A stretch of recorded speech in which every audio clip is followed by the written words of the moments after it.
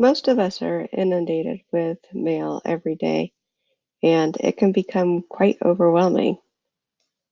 One way to quickly reduce some of these is to delete some that you've either already taken care of. Like these are all calendar invites that I've already responded to on my calendar. So I'm just going to delete all of the calendar invites and any junk email that I see.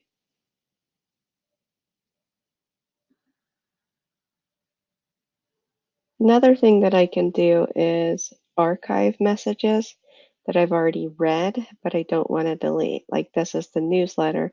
I might want to go back and look at something in that later. So I've checked it and now I can click the archive button.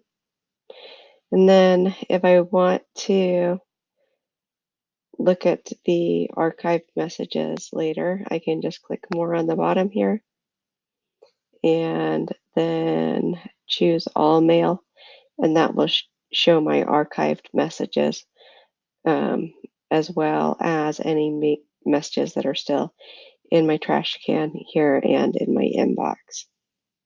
My favorite way to organize my Gmail is by using labels. So labels are what you see over here. As you can see, I have several labels that I've been using. And I've slowly been adding more as they make more sense. Labels work very much like folders do. So as you can see, I have several labels that I already use. And to add a new label, I'm going to find some emails that have to do with upcoming travel and select them.